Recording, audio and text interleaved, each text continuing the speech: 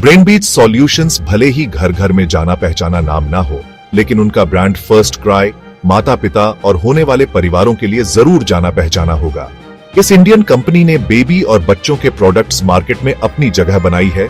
Diapers से लेकर खिलौनों तक सब कुछ अपने ऑनलाइन प्लेटफॉर्म और दुकानों के जरिए उपलब्ध कराते हैं। किसी भी इन्वेस्टमेंट की तरह ब्रेनबीट सॉल्यूशंस को अपने पोर्टफोलियो में शामिल करने से पहले ब्रांड नाम से आगे बढ़कर कंपनी के फाइनेंशियल्स और भविष्य की संभावनाओं को समझना जरूरी है। ब्रेनबीट सॉल्यूशंस भारत के एक बढ़ते हुए मार्केट को पूरा करता है। यहाँ जन्म दर अभी भी काफी ज्यादा है और माता पिता अपने बच्चों की जरूरतों के लिए एक ऐसी जगह ढूंढ रहे हैं जहां उन्हें सब कुछ एक साथ मिल सके।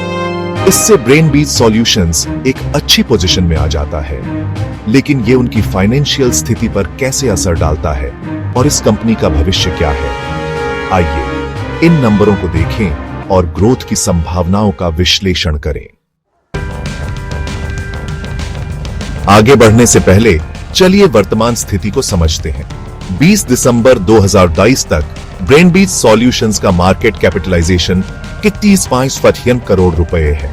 ये आंकड़ा कंपनी के मार्केट वैल्यूएशन को दर्शाता है, लेकिन ये कहानी का एक हिस्सा ही है।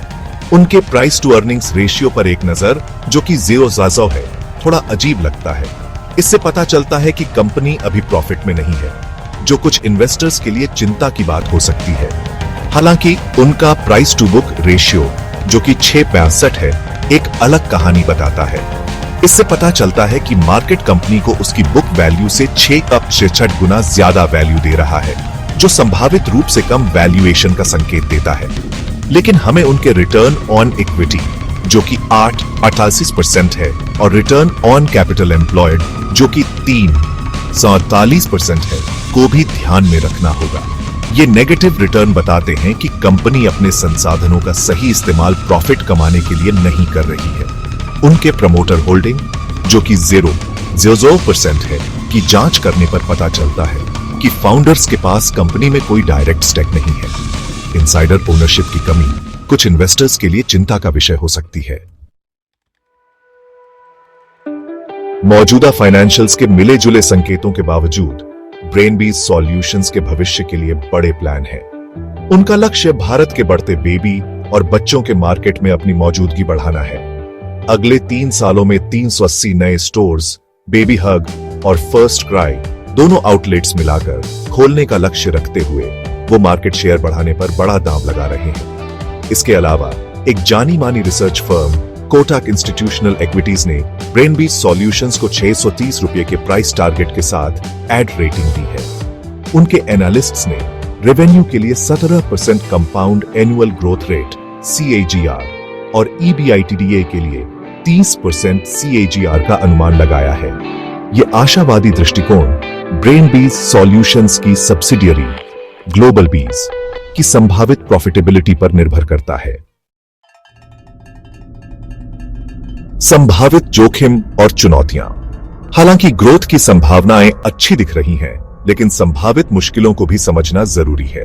कोटक इंस्टीट्यूशनल इक्विटीज अपने सकारात्मक दृष्टिकोण के बावजूद कुछ जोखिमों की ओर इशारा करती है, जैसे कि कमजोर मैक्रो इकोनॉमिक माहौल, बेबी और बच्चों के प्रोडक्ट्स मार्केट में बढ़ती प्रतिस्पर्धा और कच्चे माल की बढ़ती कीमतों का खतरा। एक और research firm Markets Mojo Brainbeat Solutions के लिए स्ट्रॉन्ग सेल रेटिंग देती है। विचारों में यह बड़ा अंतर पूरी तरह से रिसर्च करने और इन अलग अलग नजरियों के पीछे के तर्क को समझने के महत्व को दर्शाता है। इन्वेस्टर्स को ब्रेनबीट सॉल्यूशंस से जुड़े संभावित फायदों और जोखिमों को अच्छी तरह से तौलना चाहिए। एक समझदार निवेशक का नजरिया। ब्रेनबीट सॉल्यूशंस में निवेश करना एक मिले जुले अनुभव जैसा है। एक तरफ वो एक बढ़ते हुए मार्केट में काम करते हैं और उनके पास कुछ एनालिस्ट्स के आशावादी अनुमानों के साथ बड़े विस्तार की योजनाएं हैं। दूसरी तरफ उनके मौजूदा फाइनेंशियल्स प्रॉफिटेबिलिटी के बारे में चिंता पैदा करते हैं और प्रमोटर होल्डिंग की कमी एक संभावित खतरे का संकेत है।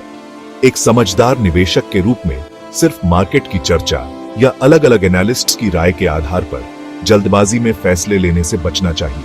इसके बजाय उनके फाइनेंशियल स्टेटमेंट्स को समझें, उनके बिजनेस मॉडल को जानें और उनके प्रतिस्पर्धियों का आकलन करें। मैक्रो इकोनॉमिक कारकों और कच्चे माल की कीमतों में उतार चढ़ाव के संभावित प्रभाव पर विचार करें। पूरी तरह से जांच पड़ताल के बाद ही आप यह तय कर सकते हैं कि ब्रेनबीज सॉल्यूशंस आपके निवेश के लक्ष्यों और जोखिम उठाने की क्षमता के हिसाब से सही है या नहीं। याद रखें, निवेश अगले हॉट स्टॉक का पीछा करने के बारे में नहीं है। यह आपके दीर्घकालिक वित्तीय लक्ष्यों के साथ मेल खाने वाले सूचित निर्णय लेने के